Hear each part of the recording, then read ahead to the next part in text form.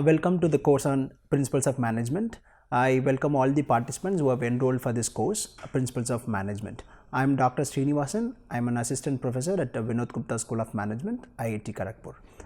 For the module 1, we are going to deal with definition, characteristics, nature and purpose and scope of management, skills, roles and functions of managers, certain principles of management, and we will also spend time on understanding the evolution of management as a discipline, how the management as evolution has happened, and the discipline of management, what are the types of management, what are the disciplines of management, and then we will also spend time on scientific management.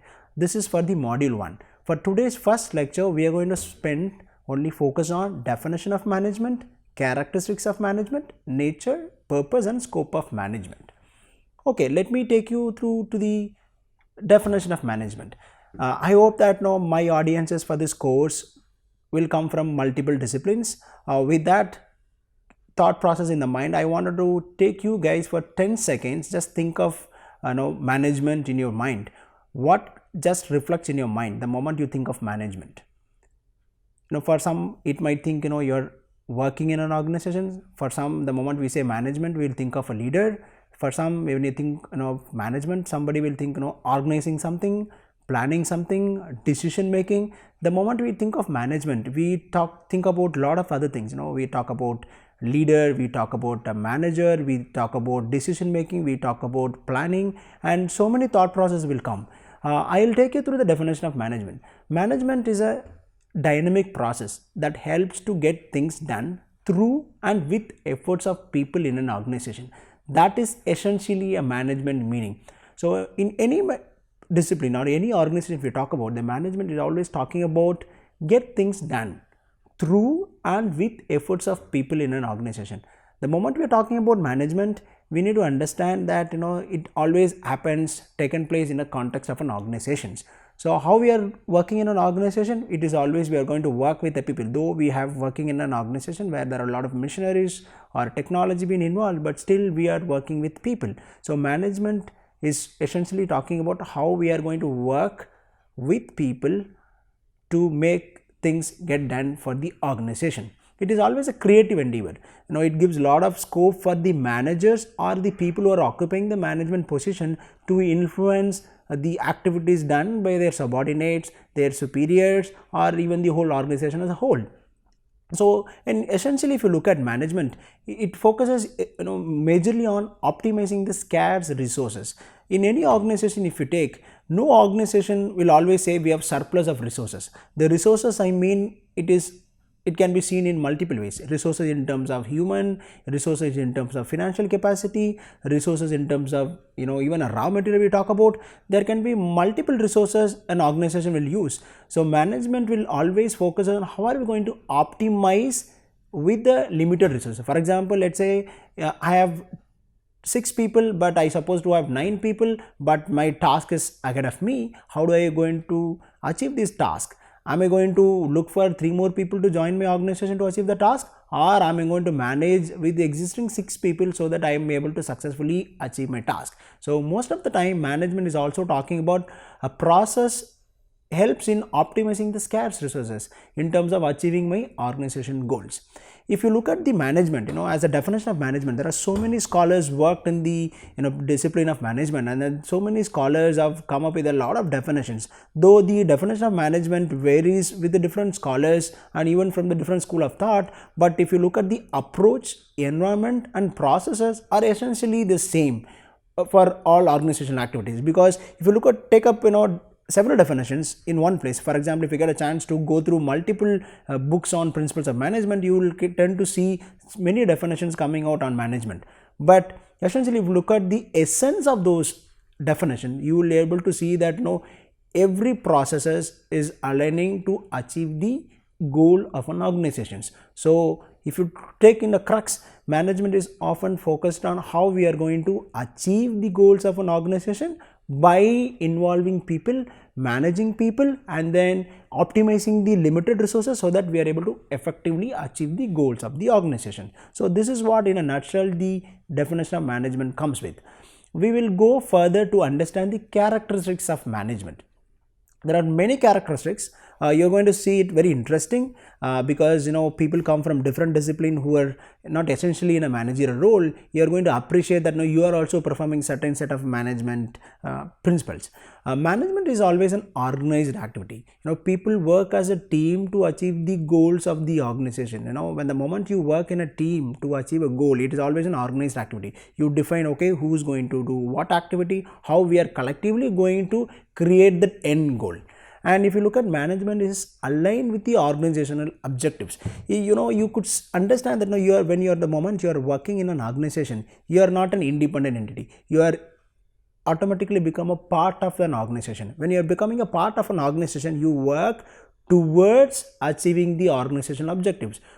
Organizational objective, it means the goal set by the organization, what an organization wanted to achieve. You work in an organization so that you are able to achieve the goals of the organization. Then your management, whatever the practices you do, whatever the activities you do, it is going to align with the organizational objective.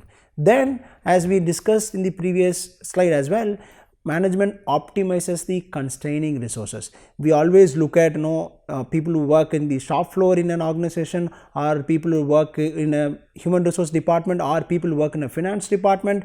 They all often come through these challenges. I have limited resource available in terms of funds. I have a very limited fund. How I am going to use those funds effectively so that I am able to achieve the goals of my organization, despite there is a limitation on the fund availability. In terms of for example, materials, I say I have running set of the material, but how I am going to produce the final product, how I am going to optimize those resources, using those resources. Then management works with and through people. You need to understand, organization, by the name of the organization, it doesn't exist at all. It become a physical entity, unless otherwise people work towards the achieving the goals of the organization. You cannot call that organization is existing at all.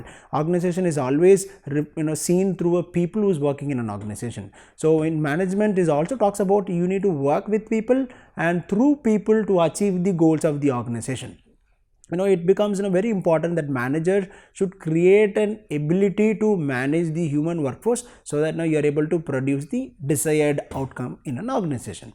Now, the very interesting fact comes here is, management is a science as well as an art. You will be, seeing it a very interesting fact. Now, how do you call one discipline falls in both science and an art? Let us see, the moment we are talking about science, it is always driven by the scientific way of doing things. Management is also talking about scientific way of doing things so that you are able to achieve or create value for your organization. But why we call management also as an art? If we look at, every people has their own way of doing things. That's why we say management is also an art. For example, let's say how you are going to hire a people, how you are going to conduct an interview, maybe a scientific way of let's say there are a set of questions given. This is how we are going to evaluate a particular candidate. Now, let's say there are two individuals are coming in. Let's say person A and person B. Person A might follow a different technique, but still he will ask the similar set of questions so that I am going to evaluate a candidate. But if you look at the person B, he or she might use a different ways in which the similar set of questions been asked to the candidate, but eventually they both are assessing a same candidate but in a different forms. So that's why management is a science as well as an art. Okay. Now, moving forward, you will also see that management is a decision making. As I said in the very first beginning of the session that when you think of management, we think of a leader.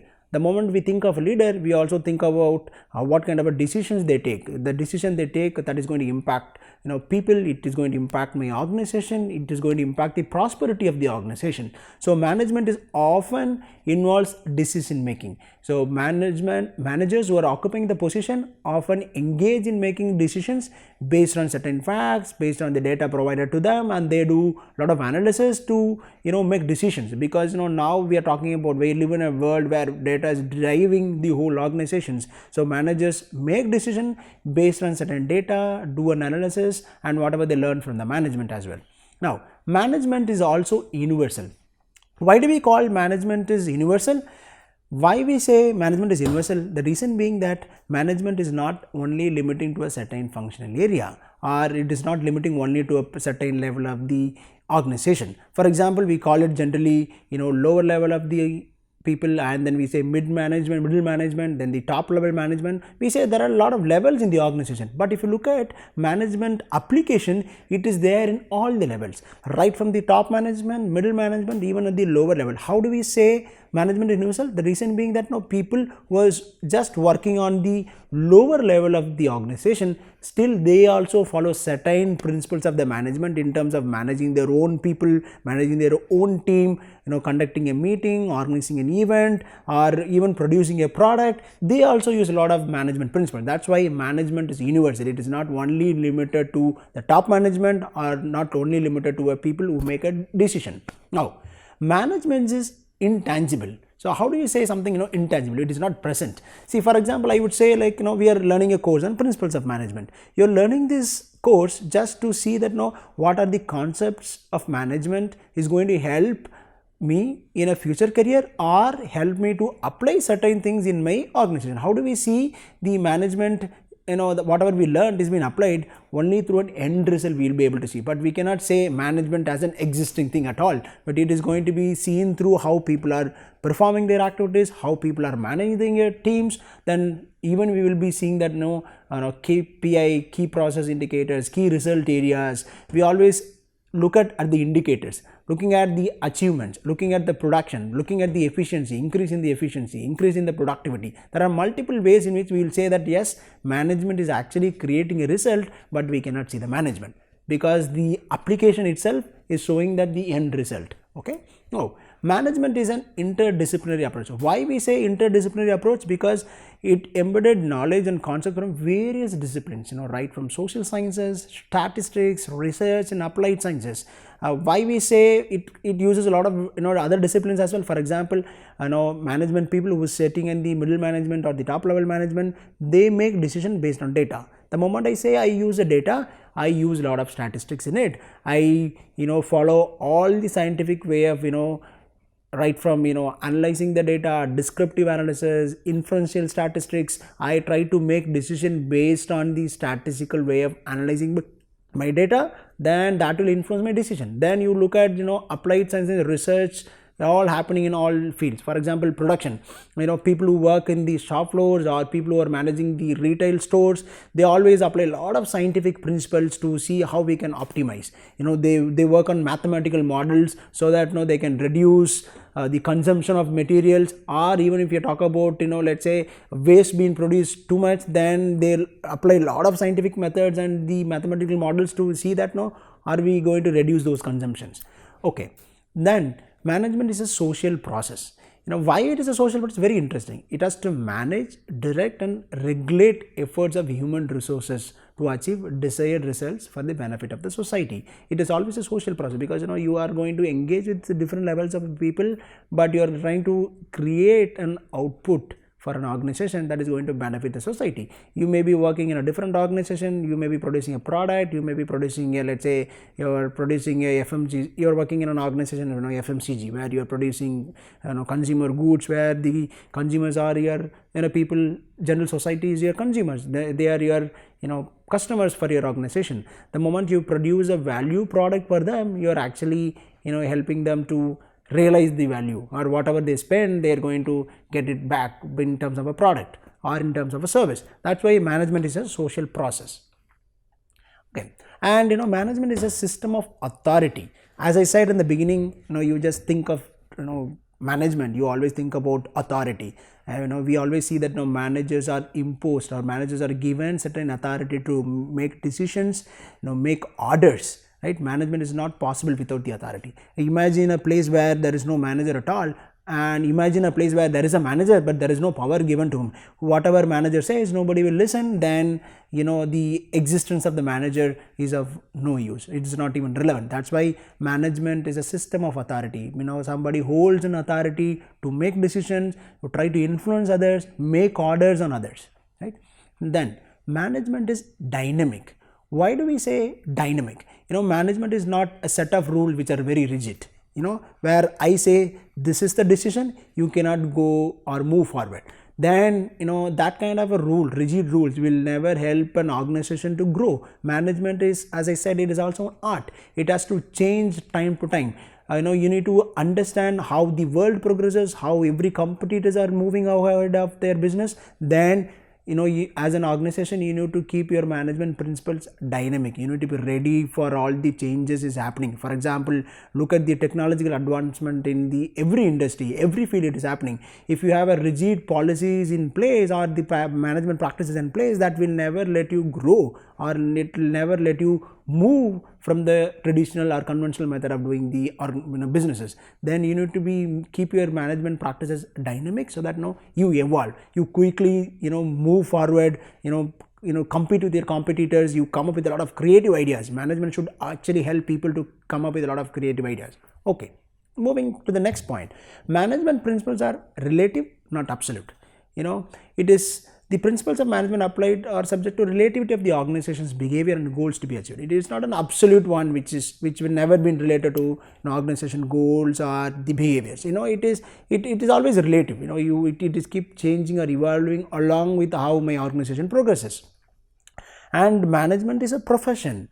We talk about engineers as such. We are talking about engineering as a profession, doctor as a profession. Management is also definitely an important profession. That's why we see people are opting to go to do a master's degree in business administration. Management is a profession where we need people at the middle level and top level to make decisions to ensure that my organization has keep progressing and growing.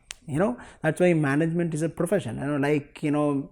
Technology, engineering, management is also a profession, because it also has a philosophy, it also has practices, technology, and there are concepts, theories which is driving them to move forward. Okay. Management is a strategic function. What is strategic function? We often use, most often we use term strategy. Strategy is always talking about long-term decision, long-term vision, how I am going to make my organization move, and what are the decisions which is going to impact my organization, what is my long-term goals as an organization. Strategy function based on the effectiveness of planning and mobilization of resources. Management is also talks about setting my strategic goals for next 2 years or next 5 years. As an organization, we decide, okay, let's take an example, ISRO as an organization. So ISRO says that, okay, what we are going to do for next 2 years, what is our next mission, where we are going to send our rockets to, what are the missions we are going to plan, and are we going to commercialize our activity, are we going to only focus on research and development, are we going to help our country's development. It is also a strategic decision. It involves a lot of strategic functions as part of the management. Okay, yeah. Now we have learnt about the definition, we learnt about the characteristics of management. We are going to learn about the different types of management. This is going to be a very interesting section in this lecture. You will see, even at the moment we heard management, there are a lot of sections and types of management exists. One is strategic management. We just ended about talking about strategy. Strategic management is nothing but it looks at overall strategy formation and execution. As an organization, there are a defined set of people, or let's say top level management. They engage in the strategic management of the organization. They they develop a strategy for an organization. Okay, what we are going to see ourselves in next 2 years or 5 years. Then they plan, okay, let's say I wanted to see myself as a market shareholder in my industry. Then that's my plan. Then how I'm going to execute, am I going to produce new product, or am I going to create new services, I'm going to increase my projects. That's the way they plan in the strategic management. Then the operation management is very important in any of the organization. It is a broad field starting from manufacturing to a retail management. If you're talking about an operation management, take an automobile industry as an example. So what do this automobile industry do? Either they produce a car or take a two-wheeler as an example.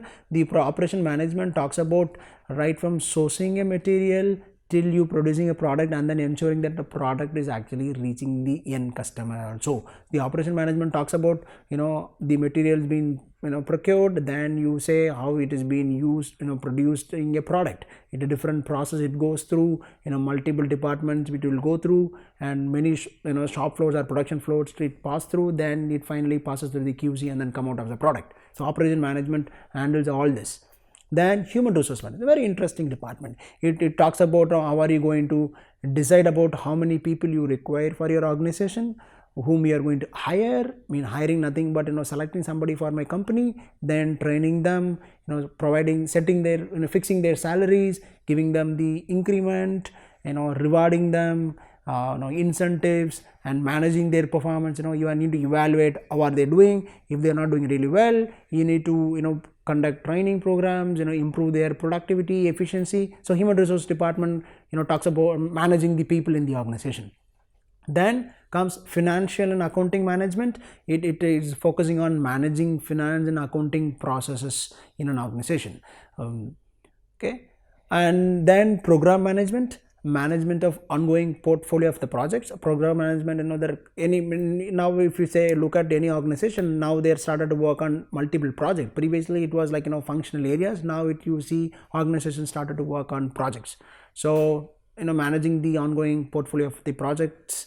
And the project management, as I said, in every project you need to understand, starting from the planning the project, how we are going to conduct the project, how we are going to plan the activities, controlling the project, delivering to the customer. So this all comes into the project management. Then the quality management. So quality management will talk about managing the quality of the planning, controlling, and assurance. QC, we always see quality and assurance department, and you see it can be a possible improvement in the process existing, or even the improvement in the quality of the product we produce or the service we render to our customers. So that's the quality management. Then change management. In every organization we always see that there is always a development, there is always a plan for bringing new changes in an organization. So change management is actually talking about helping an organization and teams to make smooth transition from a current state to the new state. For example, let's say an organization previously using paper-based reporting system. Now with a lot of technology advancement, organizations migrating from a paper-based to a computer-based, let's say application-based.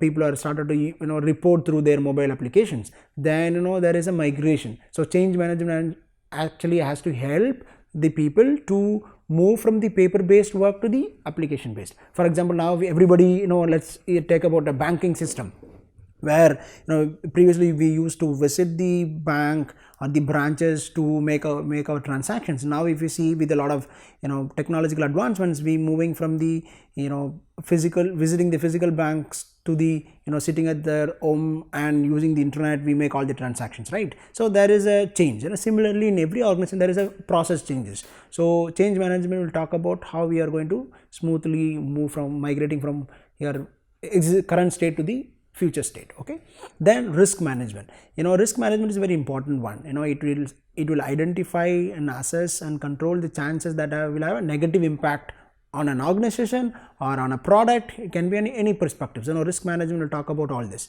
And procurement management, as I said, when we are talking about the operation management, we also talked about procuring the material. The procurement management will talk about, okay, say I'm going to produce this product, and I'll open my inviting the potential supplier for my organization. So what do? You have to identify multiple suppliers, then you assess the price they quote, and then the quality of the material they produce, give us. So the procurement management is also talking about acquisition of goods and services from the external sources.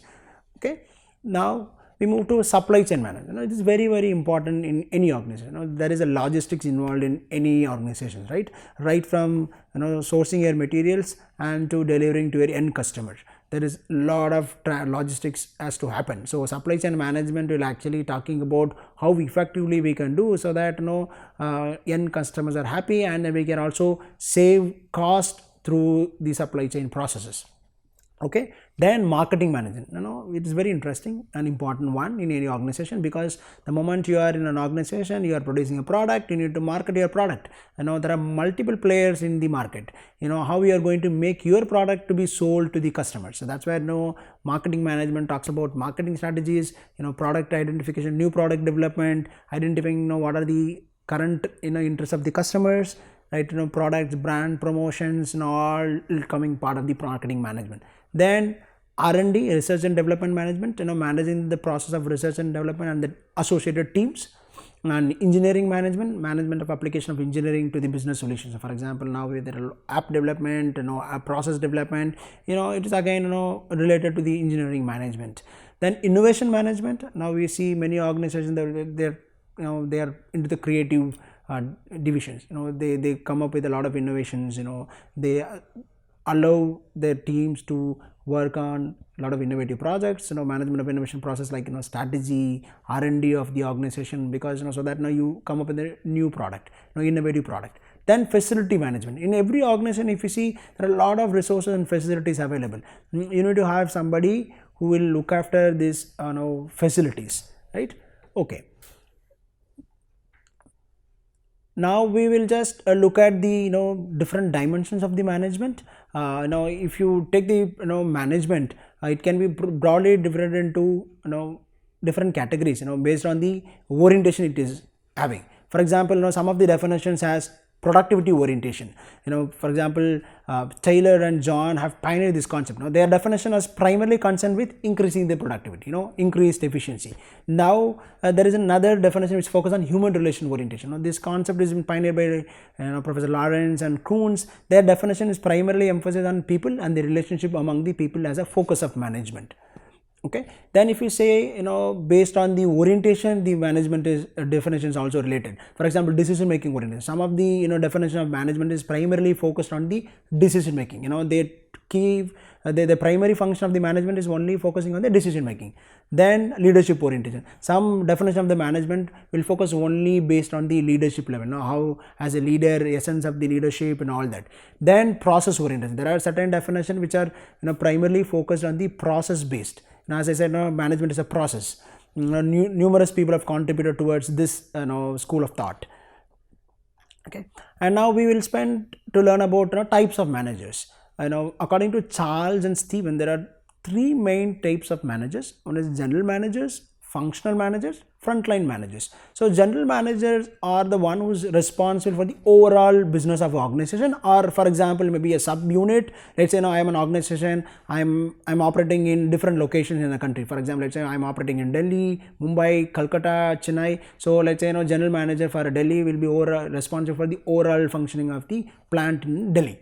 Functional manager. So functional manager means we said we are different departments, right? Human resource department, finance, accounts, let's say operations. There are different functional groups in the organizations. So functional manager responsible for the particular function. Let's say I am a human resource manager, then I am responsible for the whole human resource process of my organization. Then frontline managers are the one who manages the employees at the production level or the front level where their productions or their main activities are happening. Okay. So the purpose of the management is to always to make individual weaknesses irrelevant, and team is a core part of it. It always talks about you need to work towards achieving the organization goal over your individual interests. So the purpose of the management is always talking about trying to achieve the organization's goal, forgoing the individual interest in it. To ensure that you support each other and challenges to another to reach at the goal by adopting strategic planning of action and approaches in an organization. Okay. Scope of management, we are going to end this lecture with this slide.